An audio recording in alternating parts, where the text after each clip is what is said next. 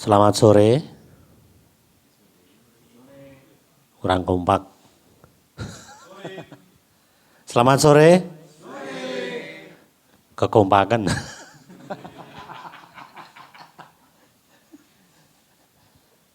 Ya, hari ini hari terakhir. Semoga masih semangat. Seperti yang sudah disampaikan Mas Aziz kemarin sore atau kemarin malam ya, hari ini mereview seluruh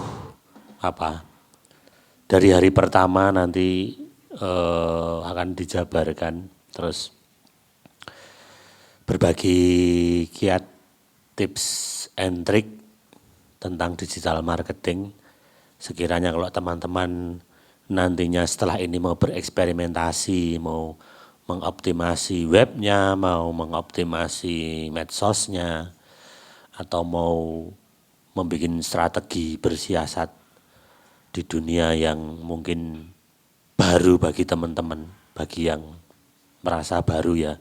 Tapi ada juga yang mungkin sudah lama, pemain lama, seperti Cak Idris itu.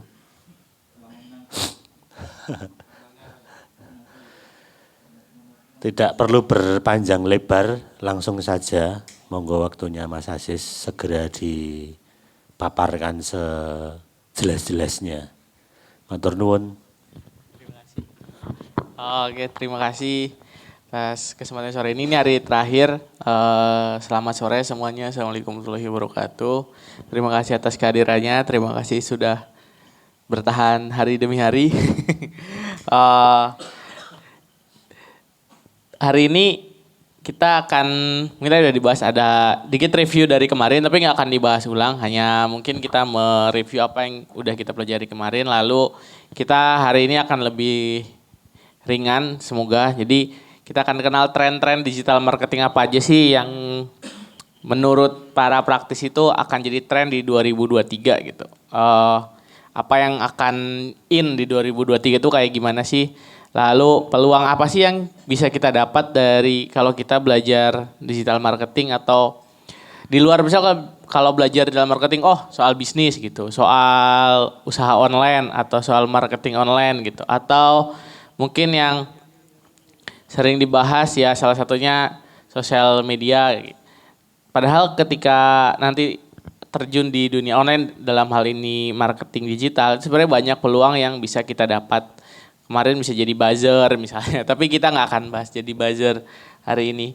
Kurang lebih gambaran sore ini ya apa yang akan kita diskusikan yaitu seputar tren digital marketing di 2023 akan seperti apa. Karena ini sifatnya prediksi dan prediksi dari praktisi, jadi mungkin aja akan terjadi tapi mungkin akan enggak. Tapi ini bisa jadi pegangan buat siapapun yang nanti akan terjun lebih jauh di dunia online gitu.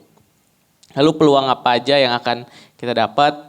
Kita bisa dapat kerjaan apa sih selain jualan? Kalau kenal digital marketing, apa aja sih peluang yang bisa dapat sebagai mungkin income utama, income utama atau pendapatan utama, atau sekedar sampingan aja yang sambil santai kita bisa dapat pendapatan gitu. Oke, wah terima kasih Mas. Sini aja. Itu pengantarnya. Kita sebelumnya akan flashback dulu nih yang kemarin seperti apa ya. Jadi kemarin yang pertama kita udah mengenal cara membuat strategi konten. Plannya gimana sih kalau kita mau buat konten, lalu apa aja harus kita siapkan, strateginya gimana supaya konten itu benar-benar dikerjakan dengan serius gitu. Khususnya mungkin yang biasanya di corporate atau bahkan influencer atau YouTuber yang udah benar-benar fokus di konten, mereka benar-benar nyusun tema, ide, storyboardnya dan segala macamnya untuk jadi video atau di YouTube. Bahkan mereka siapin prompter gitu buat biar baca teksnya nggak kemana-mana gitu. Kemarin kita udah bahas, lalu kita juga udah gimana sih belajar hari kedua tentang bagaimana menemukan ide buat konten kita gitu. Semua orang mulai dari bingung, lalu bertanya-tanya, lalu cari masalah, dan kedua temukan apa yang kita suka. 2 poin itu yang mungkin bisa jadi flashback kita kemarin gitu. Apa sih yang bisa kita dapatkan kalau kita mau bikin konten, idenya apa, terus bingung, terus gimana biar konten itu dilihat banyak orang. Itu yang hari kedua. Yang ketiga kita belajar tentang buzzer, bahwa buzzer marketing itu nggak selalu buruk gitu, tidak selalu bicara tentang politik, buzzer up dan lain-lain. Padahal dalam konteks marketing sebenarnya dia sama seperti teknik marketing yang lain, ya netral-netral aja.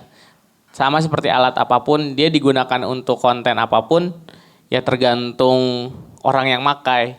Kalau orang makainya buat politik ya akan jadi seperti itu. Kalau orang makainya buat marketing bakso ya akan jadi marketing bakso. Nah, buzzer kemarin kita juga udah sempat bahas. Lalu kemarin kita juga sempat bahas cara mulai bisnis online, kenal gimana sih cara milih, cara riset produk, cara tahu produknya gimana. Terus kita juga sempat bahas juga sedikit tentang produk-produk yang sifatnya blue ocean atau red ocean, produk-produk yang baru atau produk pesaing atau persaingannya banyak.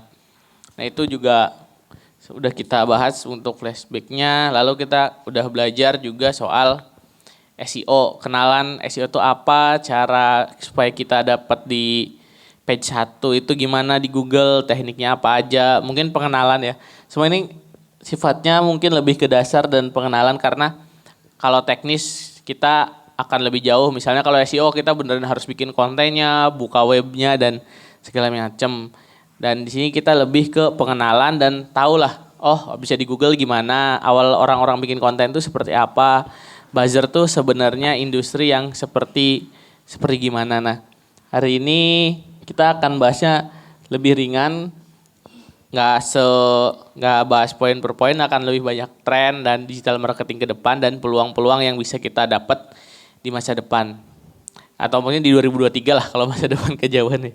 Di 2023. Itu aja mungkin flashback sedikitnya. Sekarang kita kenalan dengan tren digital marketing dan siapa tahu bisa jadi peluang income atau pendapatan, uang saku yang mau terjun di dunia digital. Jadi dengan modal HP aja atau laptop atau HP di rumah gitu bisa jadi peluang. Karena buat saya ini sharing ya. Jadi selain saya kerja juga, kantor juga, lalu ada usaha kecil-kecilan, walaupun usaha sebenarnya yang pegang lebih banyak istri. Saya biasanya buka freelance-an juga. Jadi freelance content writer. Jadi nggak tiap hari ada atau seminggu ada, tapi itu lumayan. Misal kita lagi dapat freelance sebagai penulis gitu. Biasanya itu bisa jadi, itu bukan pekerjaan utama, bukan pendapatan utama. Ada ya nggak apa-apa, kalau nggak ada juga nggak apa-apa. Tapi biasanya lumayan kalau dapat sebagai penghasilan tambahan dari dunia online. Nah yang kayak gitu tuh banyak sebenarnya. Jadi mungkin gak sesederhana sambil rebahan dapat duit, nggak gitu. Karena semua itu butuh proses, butuh dikerjakan dengan serius, dengan benar, dengan disiplin dan konsisten. Jadi istilah rebahan doang dapat duit itu kalau orang mitos, nggak ada orang rebahan. Tapi freelance pun dikerjakan harus dengan disiplin dan konsistensi gitu. Kurang lebih itu. Ini sederhana nih. Apa sih tren digital marketing atau dunia konten untuk 2023? Yang pertama adalah video yang sifatnya short dan vertikal. Short ini ya kurang ya kayak gini lah. Enggak ada suaranya. Bentar.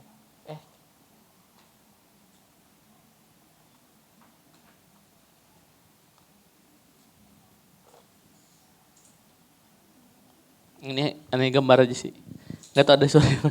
Ini gambar, ini video, mungkin ini kayak gini aja contoh, bukan videonya yang penting ya. Tapi konten yang sifatnya short dan vertikal akan jadi makin besar di 2023. Jadi teman-teman yang dulu YouTube kontennya panjang, harus 1 jam, 20 menit, 15 menit.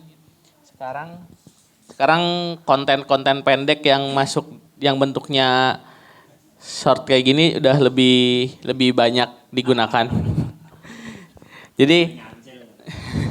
Jadi kalau misalnya mau bikin konten apa sih, orang suka apa sih akhir-akhir ini gitu. Di 2023 orang akan suka apa?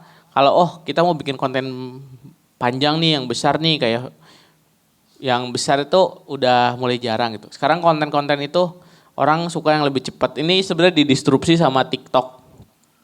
Gara-gara TikTok lah akhirnya YouTube ngeluarin short dan Instagram ngeluarin reels gitu. Itu karena tren videonya jadi vertikal.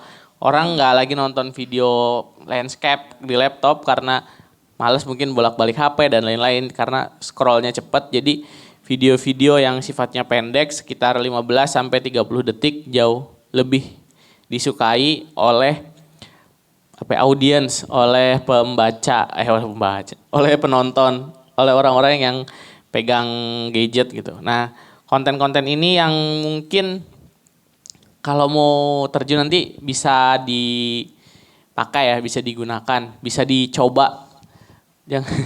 Jangan jangan terlalu fokus kalau video itu harus selalu bentuknya landscape atau YouTube banget gitu. Karena berubah. Di Facebook pun sekarang video kayak gini. Sebenarnya yang diskusi pertama adalah story di Snapchat, walaupun nggak terkenal di Indonesia. Setelah story Snapchat masuk ke Instagram Story, kemudian di redesign sama TikTok gitu. Jadi gambarannya seperti itu.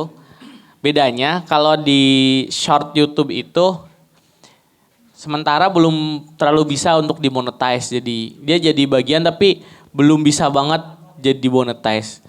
Di Reels itu bisa lebih panjang dari TikTok sifatnya. Jadi kalau konten-konten yang sifatnya tetap bentuknya bentuknya vertikal tapi agak panjang, bisa di atas 5 menit itu bisa pakai konten Reels.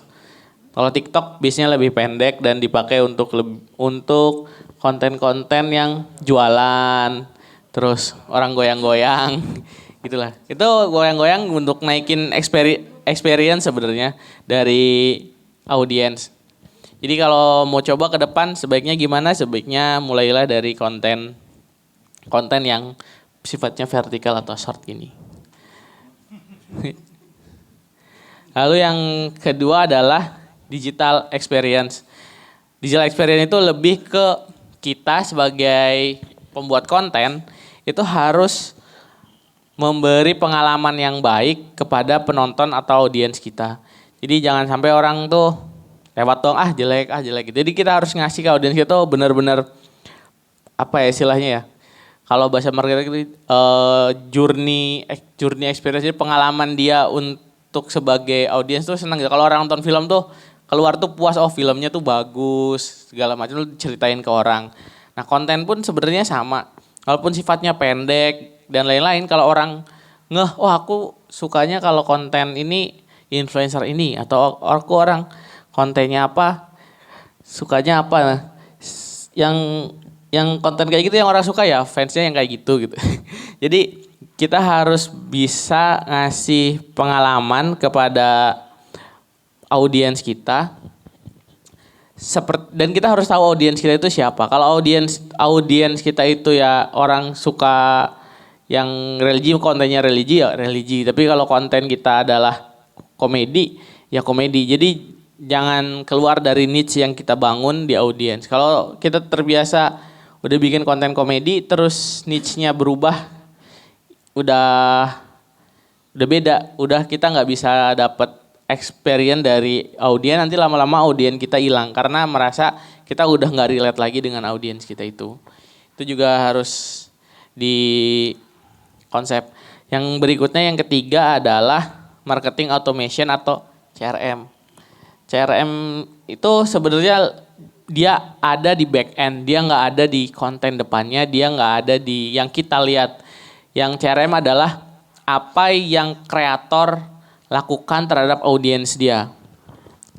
Boleh aja penonton kita banyak, tapi kalau penonton itu nggak jadi apa-apa, buat apa gitu? Kita punya follower nih 550 ribu, yang nonton 5 ribu, 10 ribu, 100 ribu, tapi penonton doang, nggak jadi sesuatu yang bisa kita kapitalisasi. Misal, dia di fans yang kalau aku keluarin merchandise dia mau beli, atau aku keluarin buku dia mau beli.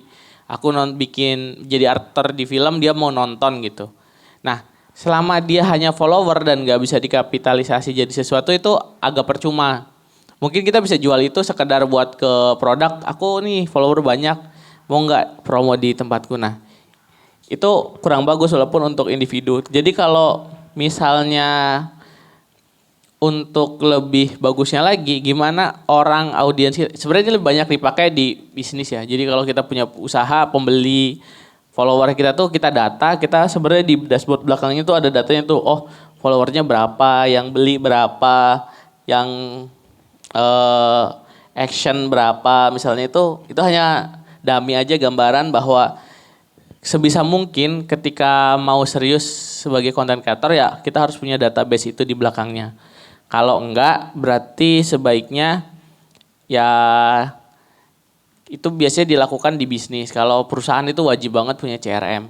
Jadi kita tahu customer kita berapa, siapa, datanya gimana. Nah dalam konteks konten kita juga tahu seberapa pengaruh konten yang kita buat terhadap penjualan produk. Biasanya kalau di bisnis di usaha gitu seperti itu. Kalau misalnya di konten kreator pribadi kita harus tahu seenggaknya gambaran seberapa besar daya beli konten kreator audiens dari konten kreator kita. Nanti itu akan nunjukin gambaran sederhananya teman-teman di YouTube bisa bedain tuh. Orang itu bikin member supaya dia bayar atau dia nggak bayar karena penontonnya gratis. Jadi ya udah ngandelin iklan aja, yang penting banyak gitu. Yang kayak gitu ada.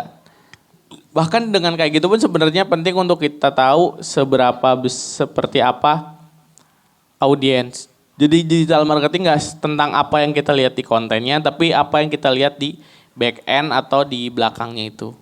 Jadi bagaimana kita ngelola data itu sebenarnya poin utamanya juga.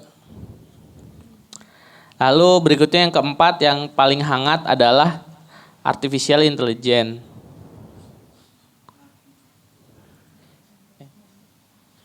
Ini nggak ada suaranya ya? Kita akan membahas salah satu topik yang sedang populer di dunia teknologi, kecerdasan buatan. Apa itu Konten. kecerdasan buatan? Dan bagaimana cara kerjanya?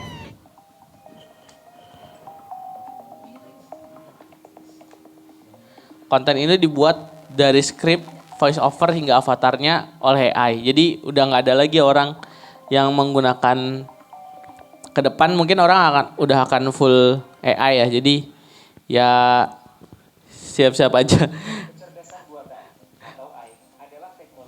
Jadi orang yang ngomongnya udah robot dibuat dengan AI, teksnya dibuat dengan AI, gambarnya dibuat dengan AI juga.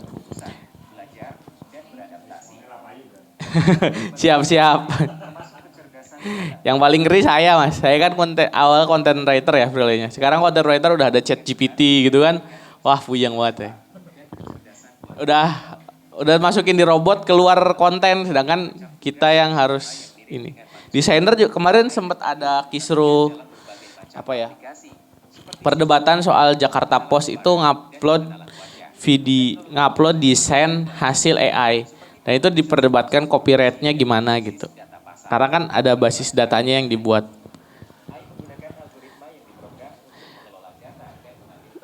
Jadi ini akan jadi tren digital marketing ke 2023. Kita akan berhadapan dengan AI.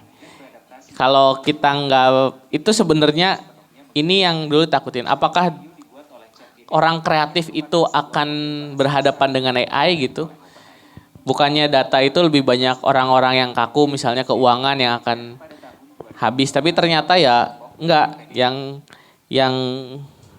habis itu duluan adalah orang-orang kreatif, orang-orang konten, orang-orang desain, videografi yang lebih awal sepertinya akan disingkirkan oleh AI. Debatnya sama ketika kita jualan di Glodok di pasar terus ada marketplace atau tiba-tiba ojek online ada lalu orang ojek pengkolan sama angkot itu mulai merasa tersaingi lah bisnisnya. Sama aja ketika AI muncul sebenarnya yang mengalami ketakutan adalah teman-teman yang ada di industri kreatif. Jadi kalau teman-teman mau terjun ke industri kreatif, karena bikin video YouTube kita nggak perlu bisa video gitu, punya teks aja, minta AI yang bikin, lalu kita masukin ke software, nanti secara otomatis software teks itu akan ada orang yang ngomong kayak gini, dan itu akan jadi seperti ini doang gitu. Itu mungkin gambaran ke depan, nggak akan banyak orang pakai ini, tapi ini akan jadi tren ke depan. Mungkin ini hanya tahap awal ya, masih tahap beta. Ke depan sepertinya akan lebih mengerikan. Itu yang harus diwaspadai oleh teman-teman yang mungkin akan main di konten gitu. Saingannya besok yang bikin video di YouTube ya AI gini. Dan di content writer juga dulu gitu. Jadi ketika kita SEO dulu pertanyaannya adalah Google itu menerima AI nggak sih? Menerima konten robot nggak sih? Apa konten penulis masih dihargai? Dulu penulis masih di nomor satu kan dibanding AI. Jadi konten yang dibikin dengan robot. Tapi sekarang Google udah bilang kalau konten yang dibuat dengan mesin tetap akan diakui secara kualitasnya. Jadi ya udah kita berhadapan sama mesin penulis-penulis itu. Gitu. Ya hantu. Mesin. Mesin sama hantu agak beda. Itu akan jadi tren di 2023. Jadi siap-siap aja 2023 ini digital marketing konten-konten yang akan dilihat banyak tentang konten AI. Lalu buat yang jualan atau fans Shopee, fansnya TikTok atau suka belanja online, tren ke depan adalah live streaming atau live shopping. Live streaming sekarang 2022 udah tren apapun ya. Jujur aja live streaming itu tidak hanya di Facebook, di IG, di TikTok, Shopee aja bikin live streaming untuk belanja. Orang gamers live streaming, sekarang jangan salah, bokep aja live streaming kan. Terus everything is live streaming. Dan susahnya live streaming adalah di TikTok tuh kayak teman saya jadi pernah cerita di hari pertama itu kalau ada teman yang sebagai moderator TikTok. Dia tiap hari harus nontonin live streaming dia 20 layar, terus ketika dia ada indikasi pelanggaran dia harus nge-stop, nge-delete, paling maksimal ya ngehapus akun mereka. Dan kita nggak tahu berapa yang harus dikontrol, akan semakin banyak orang live streaming, ya akan semakin banyak orang. Jadi ke 2023 nih, ini akan jadi trend center baru bahwa semua live streaming. Dulu live streaming sebenarnya ada, kayak di Facebook ada, di YouTube juga main game di streaming bisa juga, di sawer streaming juga sekarang kayak gitu. Terus tontonan juga berubah, jadi ya mau gak mau sekarang live streaming udah jadi gambaran kayak siapapun yang akan terjun dan bangun persona, mungkin live streaming akan jadi gambaran ke depan. Ya istri saya kalau nonton TikTok lihat live streaming belanja besok daster dateng gitu. Udah itu live streaming betapa bahayanya. Itu jadi gambaran konten ke depan untuk 2023. Lalu selain live streaming ini kalau tadi kita bahas ini di konten ya, konten depan, sedangkan kalau AI juga konten depan, kalau CRM itu back end juga. Digital marketing nggak selalu tentang apa yang ada di depan kelihatan, tapi juga proses datanya. Berikutnya adalah first party data. Kalau first party data ini lebih simpel sebenarnya. Buat biasanya kita yang main di digital marketing, biasanya yang main di performance, orang yang main ads, bukan yang organik. Jadi ini hubungannya sama CRM tadi.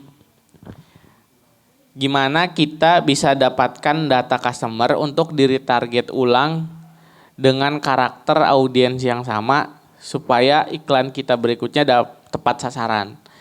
Jadi itu yang paling utama ini untuk ads biasanya. Jadi kita harus bisa dapat bahwa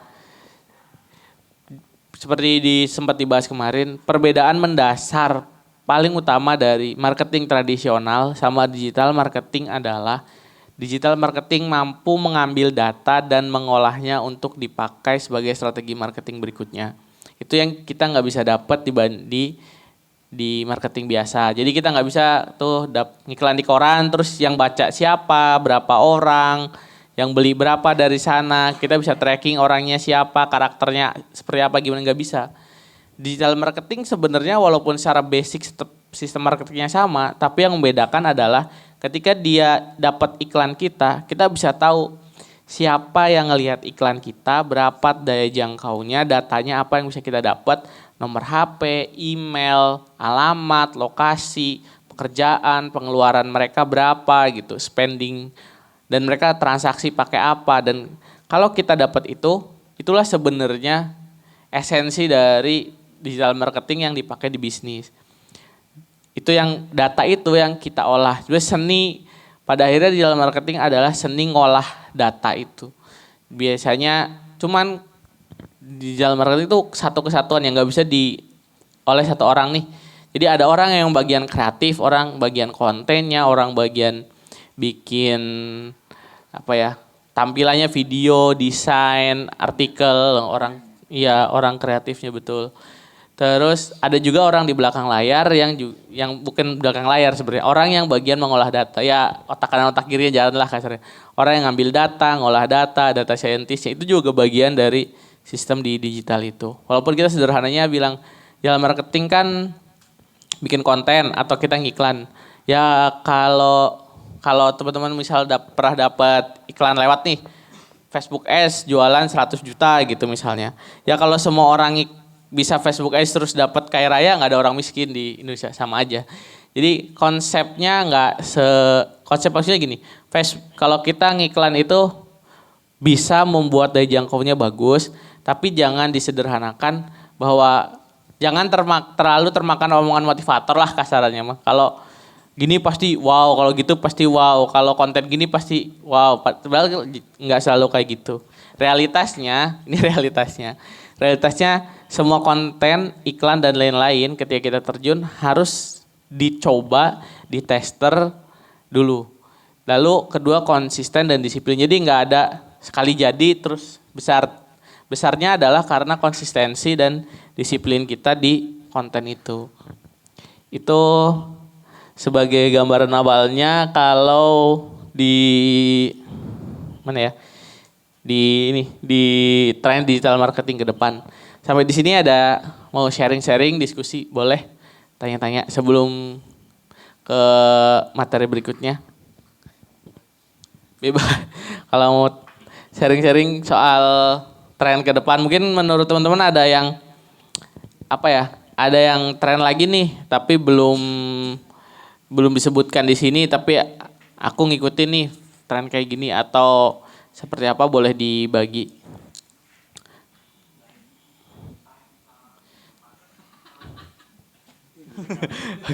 Kaget. Itu sih gambaran jadi ke depan itu akan seperti ini. Ini hiburannya sebelum masuk ke sesi berikutnya. Kita akan membahas salah satu topik yang sedang populer di dunia teknologi, kecerdasan buatan. Iya. Apa itu kecerdasan buatan dan bagaimana cara kerja? Lawan kita ke depan ya? Hari ini ya? Waduh. Wah, berat nih. Wah, orang berat cewek masalahnya.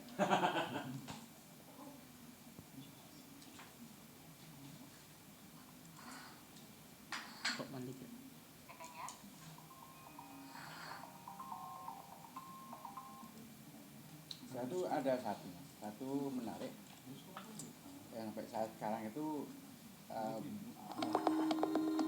bertanya mas, Iya. itu kera itu kok bisa kayak ngomongnya ya kesini, kera itu bisa berbicara kayak manusia, itu penontonnya bukaan. Itu di dubbing nggak mas? Kecerdasan buatan atau AI ada teknologi yang ngomong. Persis ini. Buatan. Apa itu kecerdasan buatan dan bagaimana cara kerjanya? Teknologi ini gimana mas? Cara mas? Bisa sih mas, tapi kita harus upload dulu di data pakai software. Nanti itu lebih bukan ke AI sebenarnya, lebih ke editing video kayaknya kalau itu. Jadi kayak orang mukanya terus ditempelin aja mulutnya kayak orang Indonesia. itu lebih ke editing video. Jadi green screen sepertinya. Ya pakai green screen. Kalau enggak ya mukanya ditempel. Jadi lebih ke teknik editing video, bukan ke teknik apa ya? Bukan ke AI. AI itu biasanya sementara paling keren AI itu masih chat GPT sama bikin video kayak gini. Oh itu filter mah. Iya. Itu filter TikTok. Filter TikTok tuh biasanya kayak matanya keluar apa, rambutnya gimana, itu bisa diproses. Itu pakai ada di TikToknya ada. Kalau TikTok biasanya ada filternya. Maksudnya biasanya orang udah bikinnya di CapCut biasanya ada. Pakai CapCut, di CapCut ada. Kalau ngedit kayak gitu. Kalau nggak di filter TikTok kayaknya ada juga itu kayak gitu. Orang cuman gerak mulutnya aja.